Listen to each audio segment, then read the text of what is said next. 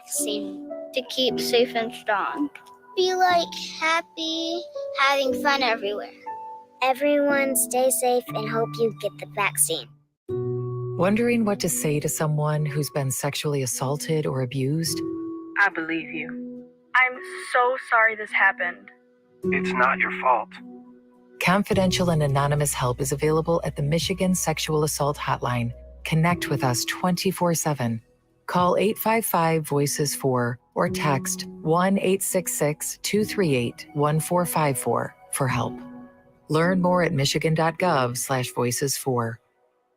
What's happening around you? Hear about state events, businesses, and from the people behind them on the Megacast, an hour-long TV, radio, and streaming show keeping you informed on the day-to-day news. Listen in on talks with volunteer groups, documentarians, and financial advisors, Monday to Friday with your host, Tyler Kieft. Catch the Megacast weekdays from 10 a.m. to 11 on Civic Center TV, 89.3 Lakes FM, and streaming on mymytv.com. Watch Civic Center TV with our brand new live captions. To turn on live captions, go to civiccentertv.com and click Watch Live. In your web browser, click on the Options tab in the top right and find the Accessibilities tab. Then just switch on live captions to heighten your enjoyment of our local programming. Thank you so much for watching Civic Center TV. Let's relish these moments, made possible by the COVID-19 vaccine.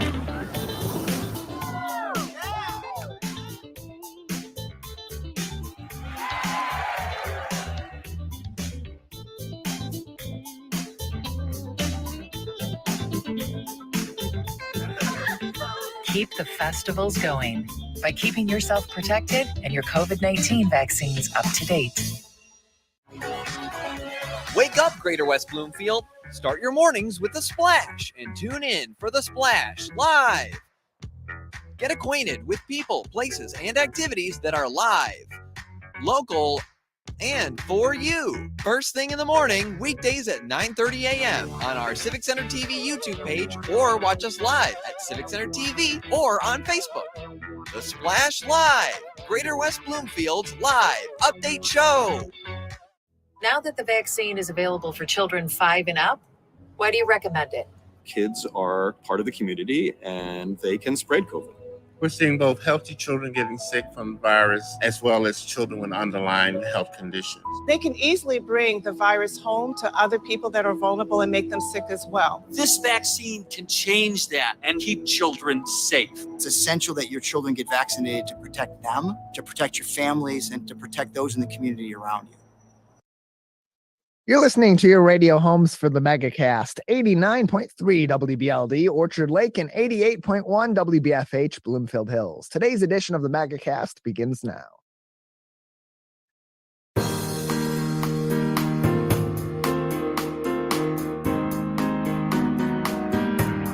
Welcome to the Megacast, our live daily TV, radio, and streaming show talking about all things Michigan. I'm Tyler Kieft. Today, we'll be talking to a number of people about topics of interest and importance to Michiganders just like you.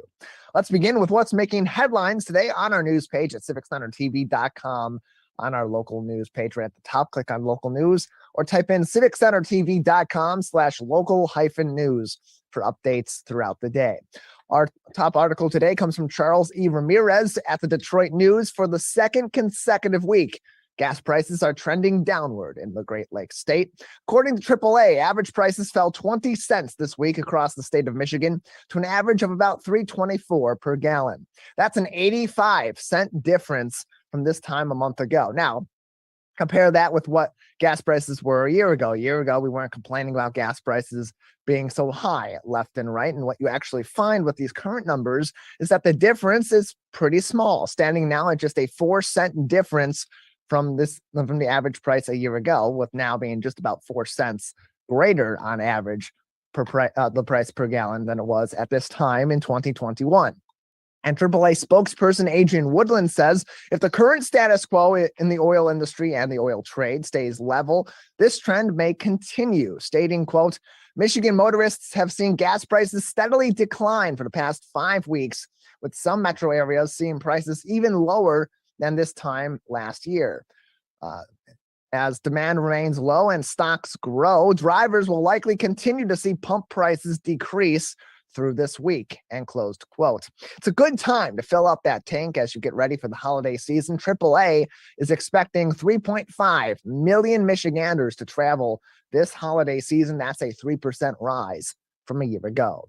Also making headlines today on CivicCenterTV.com's local news page from Shonda Fleming at the Detroit Free Press on Monday. We spoke to Rabbi Kasriel Shemtov from Chabad Lubavitch of Michigan about this Sunday's Menorah in the D event. And just a few hours later, the big menorah arrived in pieces at Campus Martius Park in downtown Detroit as part of the city's continued celebration of the holiday season across many faiths in our local area. The menorah was installed piece by piece, putting together the giant steel fixture that will be linked with flame for the big event on Sunday afternoon at 5 o'clock at Campus Martius Park. To participate, you can go to their website at menorahinthed.com/RSVP to register and attend the event in person, or you can participate virtually and enjoy the event online via their web stream, also on their website, menorahinthed.com. If you'd like to learn more information about the event and how you can participate, why you should participate, even if you don't practice Judaism yourself, you can view our interview on demand with Rabbi Shemtov yesterday on CivicCenterTV.com/Megacast. Just click on our watch full interviews link, and you'll find that right at the top of the page from yesterday's show. Finally, making headlines today on CivicCenterTV.com's local news page from Jason Beck at MLB.com. The Tigers finally did something significant this offseason. Now, not spending big money on free agents after a downright lackluster season. That would be crazy. They did, however, begin the process of updating the roster of lighting. The Tigers on Monday airlifted their 20-plus-year-old lighting fixtures out of Comerica Park to make way for a new LED lighting system that will modernize the in-stadium experience beginning next season. Features include brighter lighting without as much glare and a lower energy footprint, as well as the ability for extensive light shows, which surely will also add to the experience of stadium goers for concerts over the summer season. Said the president and CEO of Illich Sports and Entertainment, Chris McGowan, quote, "This upgrade is a significant one because of the impact it will have to all who watch Detroit Tigers baseball. From improving playing conditions and ball tracking to innovative light shows that will help enhance the energy and buzz at the ballpark, this project was a focus for us to continue providing a first-class fan experience at Comerica Park moving into 2023 and beyond," and closed quote.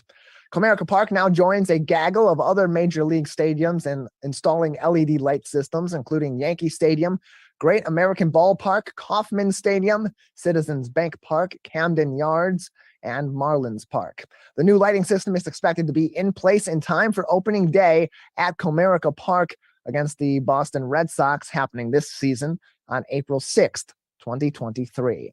All of those headlines are on our website today at CivicCenterTV.com on our local news page, along with links at the top of the page for updates on COVID-19 and other public health concerns from the Centers for Disease Control and Prevention at the federal level, the Michigan Department of Health and Human Services, statewide and locally, where we originate our broadcast in Oakland County from the Oakland County Health Division.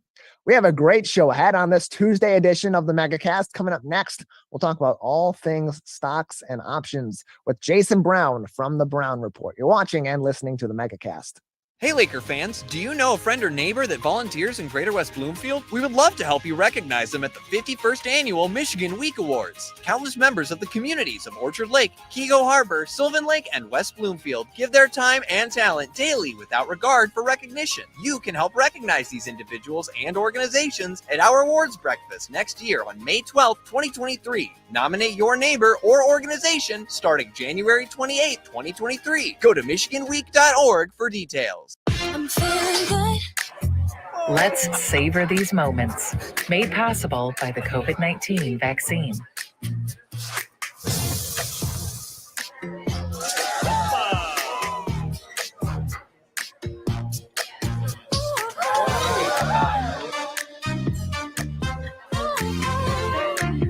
Keep the dining out going by keeping yourself protected and your COVID-19 vaccines up to date.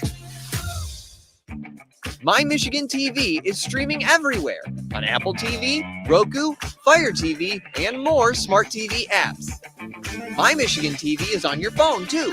Take us with you wherever you go. Just search for My Michigan TV on your favorite app store or visit mymitv.com. All Michigan, streaming everywhere. My Michigan TV.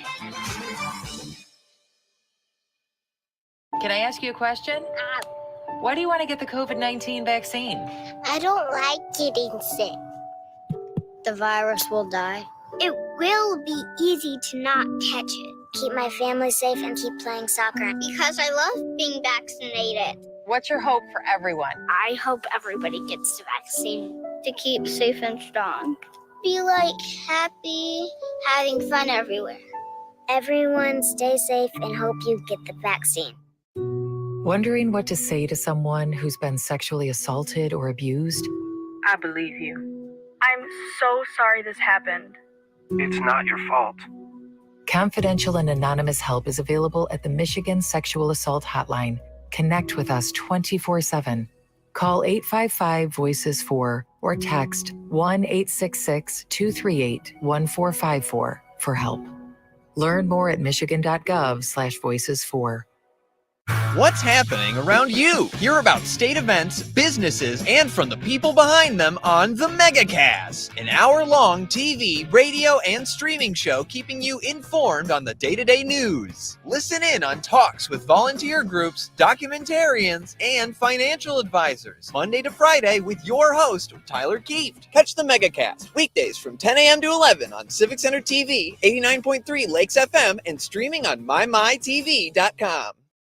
Watch Civic Center TV with our brand new live captions. To turn on live captions, go to civiccentertv.com and click Watch Live.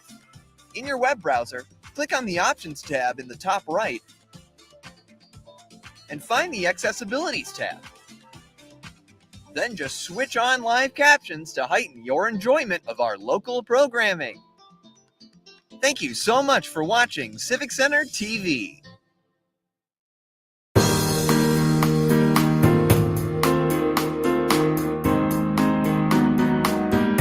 Welcome back to the Megacast, our live daily TV, radio, and streaming show talking about all things Michigan. I'm Tyler Kieft. Learn more about our program on our website at civiccentertv.com/Megacast. We will also find more information on all of our partnering stations across the Great Lakes state, including My Michigan TV, our co-flagship, streaming live 24 hours a day, 7 days a week online on mymytv.com, as well as on the free My Michigan TV app for your smartphone and your smart TVs as well. Learn more information on our website, civiccentertv.com/Megacast, about My and all of our other partnering stations, and find our full shows and each individual interview on demand as well. Joining us now on the Megacast is Jason Brown from the Brown Report, as we are joined by him for our market talk, as we're in an interesting time once again in our market as we continue to deal with inflation, but now in kind of a different way, where we're starting to see little bits and pieces of relief in the market and with inflation's impact on the economy. And so, Jason, as we bring you in, what should we be considering in this regard? As it relates to where the market is at right now and where the economy is at in particular in relation to the market? Yeah, so thanks for having me on. I think there's a few things that are interesting that are happening that we should be paying attention to. Number one, I filled up for gas the other day. I put premium in my car, and for the first time in a long time, I paid $3 and I think 59 cents for premium, which is down from about I think I paid somewhere upward of $5.40 in the past. I mean, so that's a big drop in prices of paying for gas. So you can start to see some of the things are coming down as far as price wise. The thing I'm not seeing come down yet is food prices, but I think that's going to self-regulate itself, because as food costs continue to go up, or at least as people are charging more for, eating out at restaurants, people are just going to decide to stay home and cook. And I think it's going to force them to bring those prices down, even if it means bringing them down to break even, so that they can move the product and that people can feel comfortable eating and shopping again. And then today we had the CPI report come out. If you don't know what that is, that's the Consumer Price Index. It basically measures how much consumers are paying for goods. Is it, inflated, or is it deflating and coming down? And that report came out cooler than expected, which means the numbers are starting to come down a little bit. And it just makes sense. Prices can't keep going up forever. They eventually plateau. And then as demand drops, they start to come back down because people need to sell what they can to keep their doors open, even if it means taking a less profit or, again, just moving the product off their shelves. So I think people can take solace in knowing that to some degree things are getting better, or at least there are signs that things are getting better. But it makes sense because bad times don't last forever, whatever those bad times are. And it's interesting too because the Federal Reserve has, throughout this inflation crisis, continued to raise interest rates by about 0.75% a month after month. They've done it an unprecedented number of consecutive times, something we've never really seen in the past, or at least in the history of the Federal Reserve. And yet, despite those tactics to combat inflation, the U.S. jobs report remains very strong. Employers added 263,000 workers just in the month of November, that according to an article from the New York Times. And so how does that also playing into how companies and their standing in the stock market in particular may be impacted, considering that the cost of these jobs maybe isn't having as great of an impact as we might have thought would be the case given the state of inflation? So, yeah, a couple of things you just brought up that are super important. As Fed raises interest rates, really it affects purchasing, houses, it affects purchasing cars, it affects mostly your big purchases. So, if you go to the grocery store and you swipe your credit card, paying an extra 1 or 2% in interest, assuming you carry that balance over every month on $100 worth of groceries, isn't going to affect you that much. But it is going to affect you once you buy a $50,000 car. It is going to affect you once you buy a $200,000-$300,000 home and you're paying that higher interest rate and you're paying it for a longer period of time. And so what it's doing is making companies rethink about equipment they need. Do we really need this building? Do we really need this many employees to finance the expansion of that building? Because that's all going to cost us a little bit more money than it used to cost us. So it's going to curve, from a consumer standpoint, it's going to curb the appetite for buying cars. It's going to curb the appetite for buying houses. And we've seen kind of that market come down. And then on the business side, it's going to curb the appetite for expansion because companies don't want to pay a high premium to expand when people are starting to pull back on what they're purchasing. Now, on the employment side, if you think about it, when COVID happened, you had a lot of people exit the workplace. You had teachers that exited the workplace just because they were burnt out. You had nurses that, exited the workplace. And then you had a ton of retirees, or should I say, people that were thinking about retiring, go ahead and put their hat in the ring and say, it's time to retire. And so the baby boomers, that whole generation was the biggest population during that time to work. So they're also going to be the biggest population to exit the workplace if they've just been hanging on just to have something to do. And so we still need people to come in and kind of fill up those jobs. So the unemployment rate is not because people, I don't think it's because people don't want to work. I think it's because we had so many people exit the marketplace that we don't have enough people to fill those jobs. And so as they raise interest rates and companies say, how can we cut costs? Maybe we lay some people off, maybe we don't expand. The goal is for people to go in and fill up those jobs. And I think that's why they're saying, when I say they, the media, is why they're saying, we had an official recession. The definition of a recession, which I think is super funny, the true definition of a recession is 2 negative quarters of GDP. We had 2 negative quarters of GDP. No one wanted to call it a recession. They said, why not? They said, because we have so many job openings. And so now they're saying, well, the real recession is coming next year. Well, what is the real recession if there's so many job openings and inflation is coming down and maybe we won't have negative GDP? So I don't know if that's a fear tactic or they just don't want people to panic. And then once we get out of what technically should be the real recession. They're going to look back and say, oh, we were really in the recession, but they didn't want to call it that because they didn't want people to panic. So I think the job openings have created a floor to where we don't have to worry about people losing their homes and the economy exploding, because there's so many jobs out there that you can go get to keep that from happening. So I don't think there's as much to worry about as the media may be playing it up to be. And as not just the media, but as the Federal Reserve may be playing it up to be. But I think that's part of their job, to get people to hold on to their cash and stop spending so that inflation can come down. And if they're sitting on the couch thinking, should I go get a job? They want them to get off the couch and go get one. And I think a little bit of, I won't say fear, tough talk will encourage people to do that.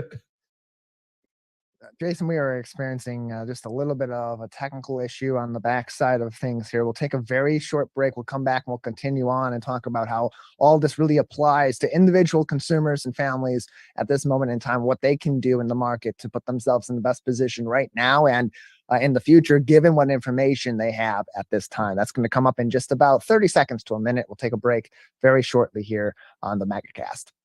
What's happening around you? Hear about state events, businesses, and from the people behind them on the Megacast, an hour-long TV, radio, and streaming show keeping you informed on the day-to-day news. Listen in on talks with volunteer groups, documentarians, and financial advisors, Monday to Friday with your host, Tyler Kieft. Catch the Megacast weekdays from 10 a.m. to 11 on Civic Center TV, 89.3 Lakes FM, and streaming on mymytv.com.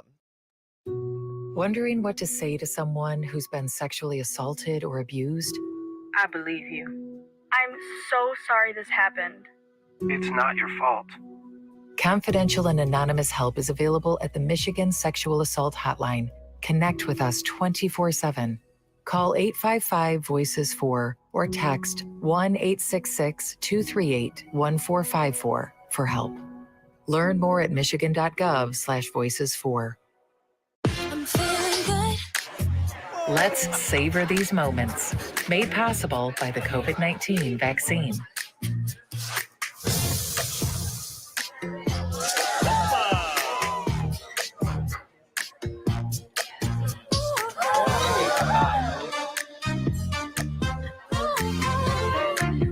Keep the dining out going by keeping yourself protected and your COVID-19 vaccines up to date. Can I ask you a question? Why do you want to get the COVID-19 vaccine? I don't like getting sick. The virus will die. It will be easy to not catch it. Keep my family safe and keep playing soccer because I love being vaccinated. What's your hope for everyone? I hope everybody gets the vaccine to keep safe and strong. Be happy, having fun everywhere. Everyone stay safe and hope you get the vaccine. What's happening around you? Hear about state events, businesses, and from the people behind them on the Megacast, an hour-long TV, radio, and streaming show keeping you informed on the day-to-day news. Listen, what's happening around you? Hear about state events, businesses, and from the people behind them on the Megacast, an hour-long. What's happening around you?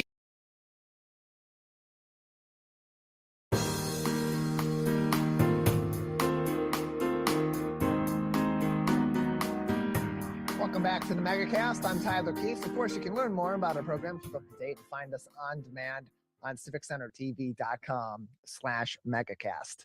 Continuing on with Jason Brown from the Brown Report on today's edition of the Megacast. Jason, as we talk about where the U.S. economy is at, kind of the negatives that we're hearing about, the positives that we're seeing, how those two relate, how they kind of contradict each other. That creates, I would assume, a lot of uncertainty for the average consumer in the market as they're trying to make decisions about where to put their money, when to exit the market in certain places and take their out, where they'll put more money in and invest a little more in what could happen in the future of the market and bring them some more gains to their portfolio. So where we're at in the market at this time, with where we're at in the economy, given the impact of inflation, seeing the jobs report from last month, even just yesterday, reports coming from the Wall Street Journal that the Dow closed 500 points ahead of the CPI report. All this coming together, what does that mean for the average consumer, and how should they be approaching their place in the stock market at this time, given all this information?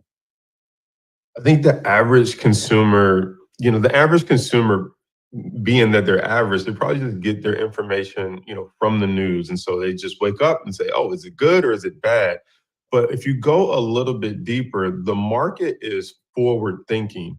And so the stock market doesn't just take news for today or whatever the report is today. The stock market says, okay, we know that at some point inflation is going to come down. We know at some point people are going to fill in these job openings. And so the market typically bottoms ahead of the general public getting that information. It's not till they look back and then the news finally say that was the bottom. But the market starts to come in early in anticipation that things are going to turn and get better. And like I said, the CPI report came out today. Inflation's a little bit lower, or they call it cooler, but means it's dropping a little bit. And so I think people need to start thinking about the market as the worst. I shouldn't say the worst time to buy, but do you want to buy when things are at its most expensive price or at all-time highs? Because then it can fall pretty hard. But after it's already fallen, about 50%, which is what some of these stocks have come down to, it's unlikely that they're going to fall another 50% or go down to zero and go out of business. Amazon, Google, the Teslas, they're still selling cars. People are still running advertisements. People are still shopping on Amazon. So there's a floor where they still have some value. And I think consumers or the average investor needs to start looking and saying, what stock can I start to move into, or index funds or ETFs that I know these companies will be around for a long time, and they've fallen some, but they also have the biggest to rebound. And so I think they need to start positioning themselves to be ahead of the rebound versus you hear people who say, I pulled all my money out because I kept hearing recession, I was scared.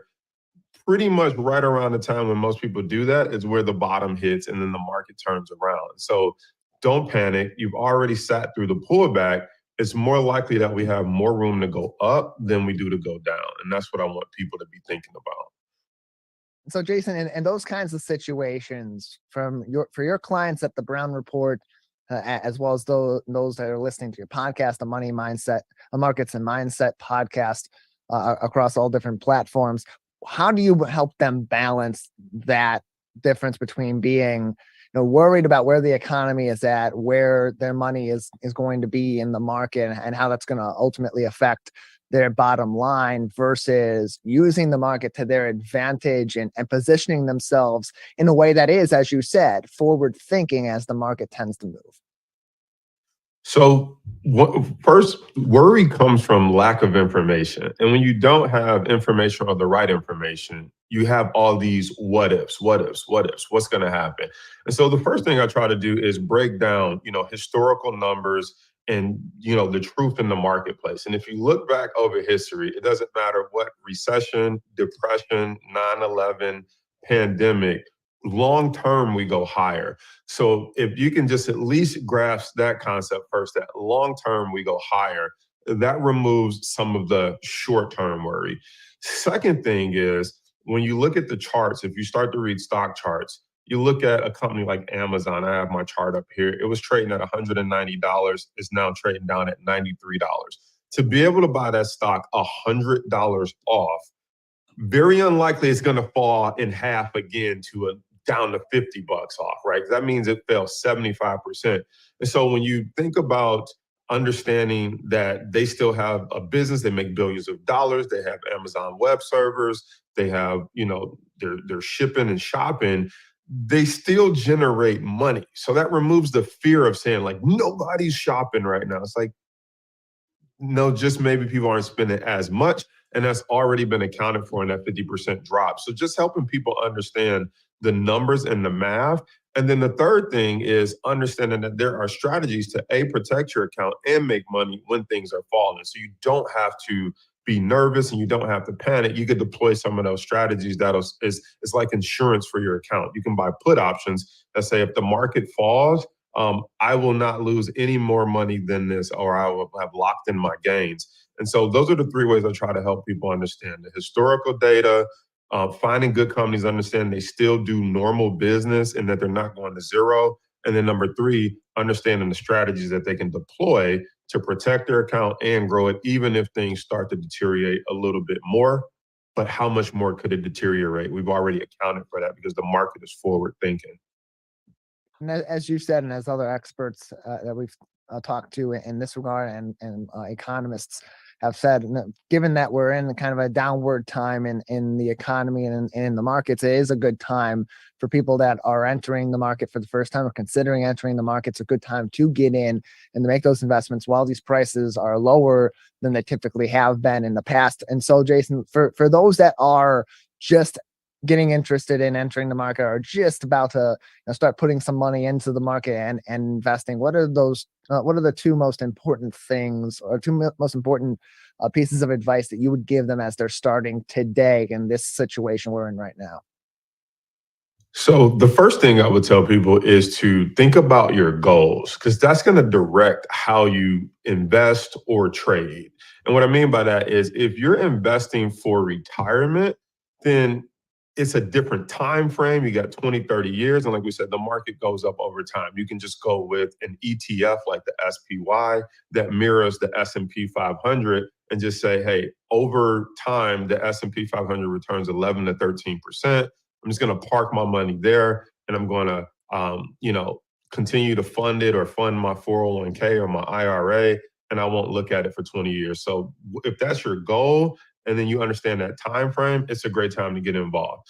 The second thing I would tell someone who's just getting involved right now is, if you really want to take this kind of into your own hands, start to look at some of the companies that you do business with. You do business with Target. You do business with Amazon. Maybe you have an Apple iPhone. Maybe you have an Android phone, you use Google. Maybe you buy makeup from Ulta if you're a female. Ulta has been on a tear.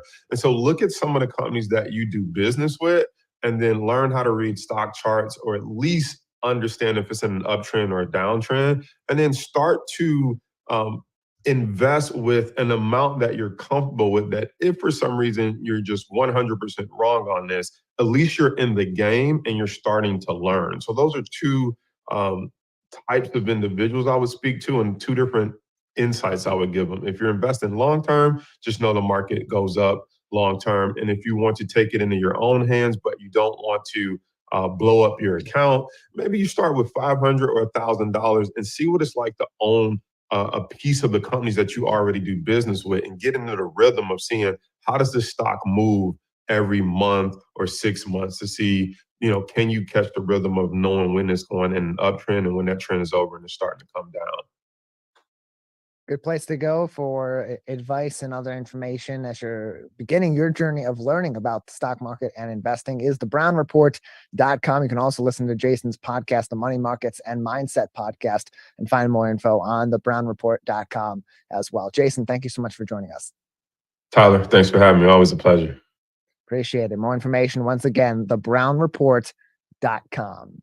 We'll take a break on the Megacast. On the other side, we'll do a little bit of traveling and head to Posture Town, where an author from Oakland University, who's also a physical therapist and a doctoral student, will join us to talk about their new book, teaching kids about the importance of having good posture and the ways it can prevent pain in your daily life. That's coming up next. You're watching and listening to the Megacast. Let's relish these moments, made possible by the COVID-19 vaccine.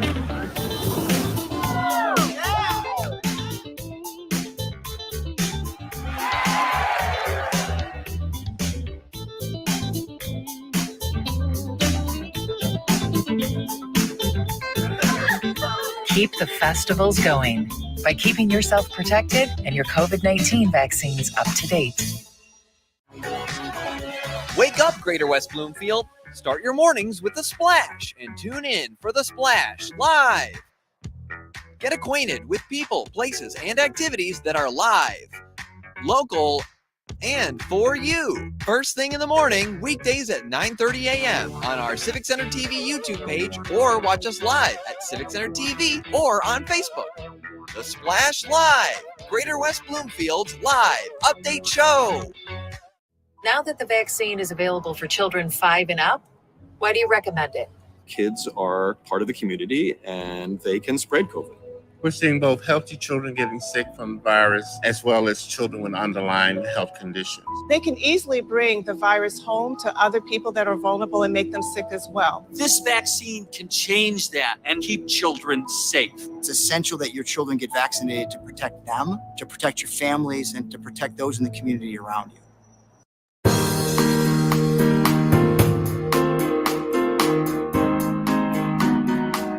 Welcome back to the Megacast, our live daily TV, radio, and streaming show about all things Michigan. I'm Tyler Kieft. Learn more about our program on our website at civiccentertv.com/megacast, where you'll find more information on all of our partnering stations and find all of our full episodes and each individual interview on demand. civiccentertv.com/megacast. As you notice, I'm doing my best right now to stand up straight and make sure I'm in a comfortable position to prevent some pain, because our next guest is a physical therapist as well as a doctoral student at Oakland University who just wrote her first children's book as well. Shweta Kapoor joins us now on the Megacast, the author of Posture Town. Shweta, thanks for being with us today. Thank you so much, Tyler, for having me here. Appreciate having you on. So first off, you've been involved in many technical scientific papers in the past, so you're not new to writing about these topics, but your first time writing a children's book. So first off, tell us about Posture Town, what the story's about, and how it's really going to engage kids in learning about having proper posture. Sure.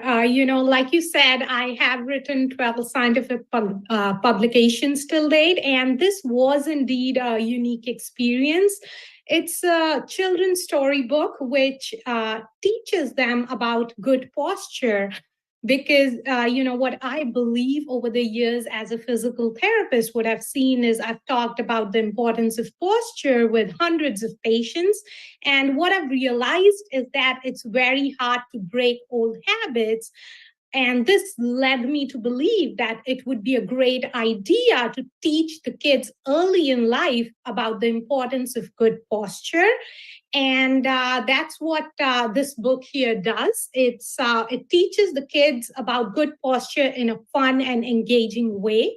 It was a unique experience for me because, I had to write all that I know about good posture in a few lines. And on top of that, I had to try and make it fun and engaging for the kids so that they would love to read it. So that's what this book is about. It's about a trip to Posture Town, wherein the kids would meet the residents of Posture Town and learn about this important component of health, posture. And especially today, we know that kids and in their learning experiences in school and out of school, so much of those experiences revolve around using technology and also for recreational purposes too. So it's a lot of screen time, it's a lot of sitting, and we've heard about this for well over a generation now with the advent of cell phones being in our daily life. People bending over and looking down at their phones, and they're straining their neck, and they're not standing up straight, or at least sitting up straight, and that can have a number of different health effects. So just how important is proper posture in preventing some of the aches and pains that we see accumulate over the years? Oh, that's a great question, because posture indeed is very important. I feel like it's one of the most important components of both physical and mental health. And just like everyone, every kid and every adult should know that they should eat healthy food. We all should drink enough water. We all need to stay physically active. Similarly, I feel all of us need to be aware, at least be mindful about our posture, because it's an important component. It can prevent, good posture can prevent various musculoskeletal aches and pains. Almost every other individual today suffers from neck pain, back pain, knee issues, foot pain, different aches and pains. And the interesting thing is that posture is not only important because you want to lead a pain-free life, it also has impact on different other bodily functions. It's good posture is important for respiratory function. It helps us breathe better. It's important for efficient digestion. It it helps the gastrointestinal system work properly and promote good digestion. It promotes better blood flow. It's important for joint health. I mean, there are so many benefits that I think it's worthwhile to spread this word around about Yeah, posture. we're joined by Shweta Kapoor on today's edition of the Megacast, physical therapist and a doctoral student at Oakland University and the author of Posture Town, a children's book all about learning about the importance of good posture in your daily life and developing those habits early. More information and how you can pre-order the copy, go to sbgpublishing.com and just look up Posture Town. The website again, sbgpublishing.com. And Shweta, you mentioned it in earlier on in the interview, and it's also been mentioned in our notes here that the key about Posture Town is engaging kids in this topic in a way that is both engaging and fun for them to really learn the information about why posture is so important. So how do you go into that to make this topic that maybe isn't the biggest interest of kids this age and their target audience, but makes it interesting to them in a way that also gets them thinking in their daily lives about the way that their posture is? Exactly. So, I love Robert McKee's quote wherein he says that storytelling is the most powerful way to put ideas into the world. And I feel that it becomes even more important when we're talking about the world of kids because they love stories. So that's what I try to do in this book. I try to make it like the story about Posture Town, wherein the kids are going and meeting the residents of Posture Town who are teaching them about good posture. It is engaging because it has the kids move up and try to practice that good posture. And, I've tried to use a rhyming scheme throughout the book. I mean, kids love rhyming words. I know from my personal experience. I've also we have tried to include colorful illustrations and tried to make it fun and engaging for them so that it's not like, it would be a different experience for them rather than your mom or someone just telling you, hey, sit up straight, sit up, just make sure you are not slouching. I think it's a fun way. We have tried to make good posture like a celebration in this book. And it also acknowledges a fact that it's not like you read the book once and you're going to be in good posture for the rest of your life. So we do acknowledge that it's more about being aware, being mindful of your posture. And this would be a first step towards trying to lead a pain-free life and trying to make good posture a part of your lifestyle. More information on the book and the pre-order your copy, go to sbgpublishing.com. That is sbgpublishing.com. For more information, just look up Posture Town there. We're joined by the author of Posture Town, Shweta Kapoor, on today's edition of the Megacast. Just a few more minutes with you before we'll let you go today. And we know that you're working on your doctorate at Oakland University in health sciences. What are your career plans after you eventually do achieve that great honor of being a doctor? So, after finishing my PhD, I would like to help train the next generation of clinicians. And while I continue my research, it's like as a clinician, we follow the guidelines, the established treatment regimens to help patients. And as a researcher, what I plan to do is to help formulate and revise these guidelines.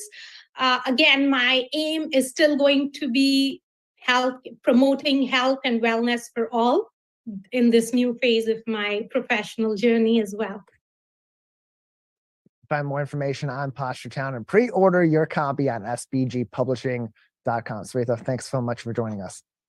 Thank you so much for having me. It was a pleasure. Appreciate it. sbgpublishing.com. Go there and click on their shop link and look for Posture Town to pre-order your copy of her children's book. We'll take a break on the Megacast on the other side. After this very short break, we'll talk to one of over 320 charities and nonprofits supported on the Shared Detroit platform. That's coming up next. You're watching and listening to the Megacast. Hey Laker fans, do you know a friend or neighbor that volunteers in Greater West Bloomfield? We would love to help you recognize them at the 51st Annual Michigan Week Awards. Countless members of the communities of Orchard Lake, Keego Harbor, Sylvan Lake, and West Bloomfield give their time and talent daily without regard for recognition. You can help recognize these individuals and organizations at our awards breakfast next year on May 12th, 2023. Nominate your neighbor or organization starting January 28th, 2023. Go to michiganweek.org for details.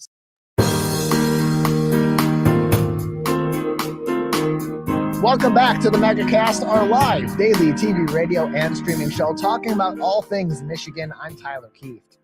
Learn more about our program on our website, civiccentertv.com/Megacast. You'll find links to all of our partnering stations and find our full shows and each individual interview on demand. The website, again, civiccentertv.com/Megacast.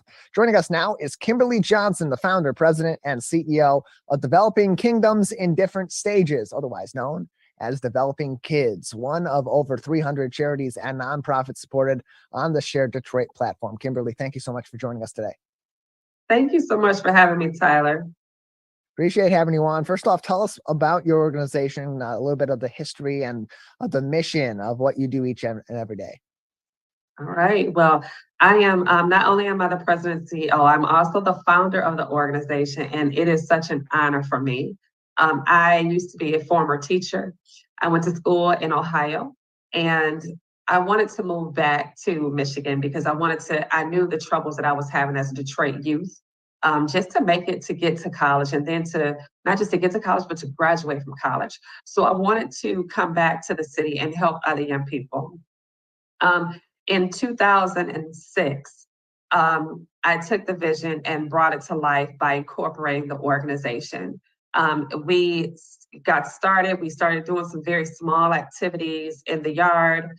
And I started it because what I saw was a repeat of some things that happened in my childhood. Kids kept knocking on the door and they wanted to play with my children. And I was like, but where are you going to play? So there was no structure, not enough structured programs in the area. So they just used to ride their bike back and forth to the store.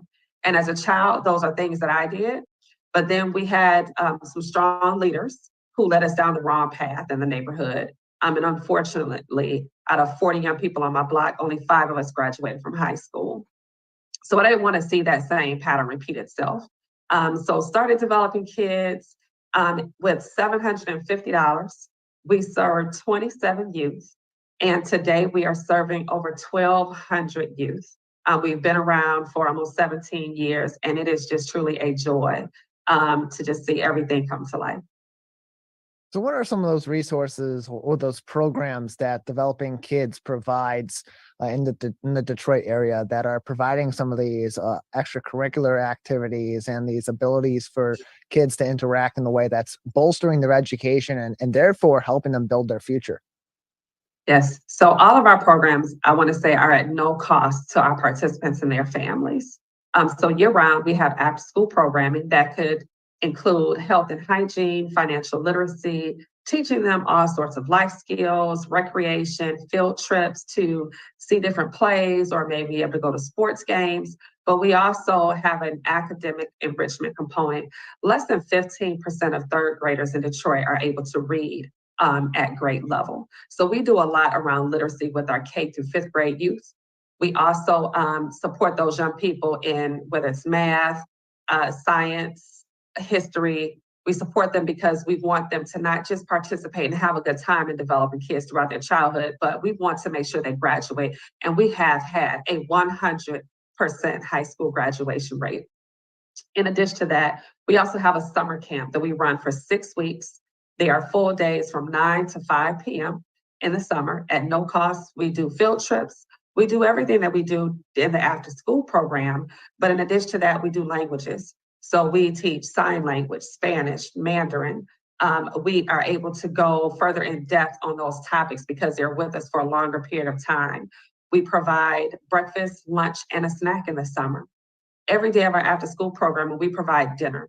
And I say a real meal of, it may be chicken and mashed potatoes and broccoli, but it is a real meal because we don't know sometimes that that's the only meal that our young people will have in the evening.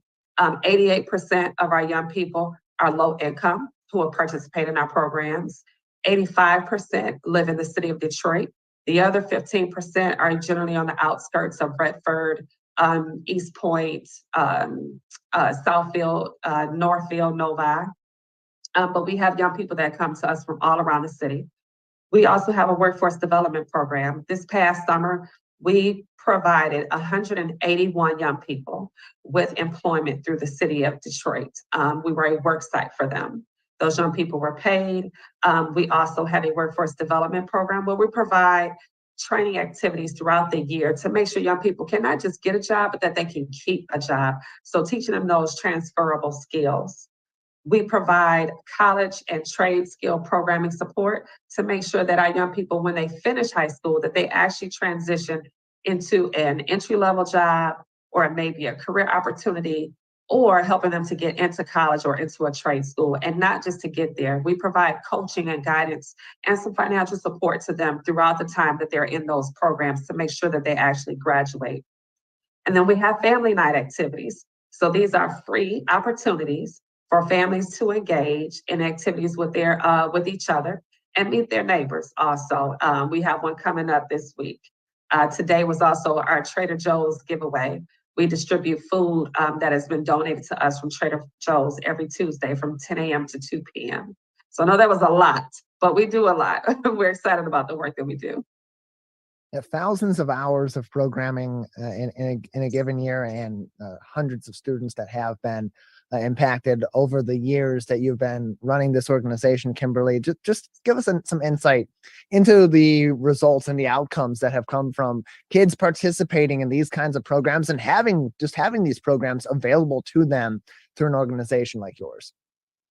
Absolutely. As I mentioned, we've had a 100% high school graduation rate since we've started with our first group of high school seniors in 2012. We have had young people where they take a self-assessment, and 98% of them will state that they believe that they can graduate from high school more than they did before they started participating in our programs. This past summer, we celebrate every year those that are promoted from 8th grade to high school, those that go on to college and trade schools. This past June, we celebrated 21 high school graduates. We celebrated 3 young people who were promoted from 8th to 9th grade. We celebrated 4 college graduates, 1 trade school graduate, and a law school graduate. Again, when we get these young people into Developing Kids, many times it's not where they just come for a year, but they come and they remain in the program. Half of my team right now, I have a team of 23. Half of them are former participants of Developing Kids. So it's where we are providing those skills. We're providing work opportunities for young people to engage in, and are just truly appreciative as we build relationships with their families. We have 4 young people who have been awarded global fellowships for the achievements that they've made throughout their K-12 academic experiences. So it's truly great. You can find more information on this organization by visiting their website at developingkids.org. That's developingkids.org, the direct website, or go through Share Detroit at sharedetroit.org. Click on the Find a Nonprofit section and search for Developing Kids. You can also learn more about over 300 other charities and nonprofits across the Detroit area on their website as well, sharedetroit.org, the place to go for all that. And Kimberly, these are excellent programs that are clearly having a significant impact on kids in Detroit and in the metro area who are participating in them. So if families would like to get their kids involved, if kids would like to get themselves involved in these kinds of very enriching programs through Developing Kids, how can they go about doing that and get access to these resources? So they can simply go on our website, developingkids.org, and there is a link at the bottom of the page. And so through that link, they can register for our programs. We still have spots available. If they can't reach us or they're having some trouble, just give us a call at 888-294-6554, extension 6, and someone will assist them in registering for our programs. We have several opportunities for those to volunteer, to get engaged by donating. All of that is through our website and through sharedetroit.org as well. We're very grateful for their support and allowing us to share the work that we do through their site also. because we just purchased a building. So we are looking to serve more youth in the years to come as we will move into our new building at the end of next year. We're joined by Kimberly Johnson, the founder, president, and CEO of Developing Kingdoms in Different Stages, or Developing Kids, as they're also known. Their organization's website, developingkids.org. Kimberly, just another minute or so with you before we'll have to say goodbye today. Before we let you go, if the community would like to support your mission and the great work you're doing for kids in the Detroit area, what's the best way they can provide your organization support at this time? Thank you so much for asking that question, Tyler. One, I would say to share the word about what we're doing, Developing Kids. You can find us on Facebook, Instagram, Twitter, TikTok. We're there on all the social media sites, as well as our website, to see the work in action, because sometimes a picture speaks louder than words. So check us out, follow us, stay engaged with us. There are several volunteer opportunities. Again, you can connect to us through the website. There are ways you can donate, support our Village campaign, which is a campaign to renovate our building that we purchased in May of this year. Our goal is to get into that space by October of 2023, and we need everyone's support. Every dollar matters, every dollar counts. We will always come out and speak and share about the work that we're doing and how we're moving along in the process to get into that facility. So reaching out to us to volunteer, maybe it's to host a fundraiser, it's just to share about where we are. We want everyone to make sure that Developing Kids is a household name. Find more information on their website, developingkids.org, or visit them also on sharedetroit.org. Kimberly, thank you so much for joining us. Thank you so much, Tyler. Great place to go for more resources on helping charities and nonprofits such as Developing Kids each and every day through your donations of just monetary donations or even physical donations of goods that they may need to provide their services every day is sharedetroit.org. Click on their Find a Nonprofit section. We'll learn contact information, volunteer opportunities, job opportunities, as well as some financial and physical goods needs of each and every one of these over 300 charities and nonprofits. Sharedetroit.org. That is going to do it for today's edition of the Megacast. Big thank you to all of you for joining us, as well as to our guests and our crew, Calvin Brown at Master Control at My Michigan TV. We'll be back soon with a new episode. This is My Michigan TV. Around here, we just call it My.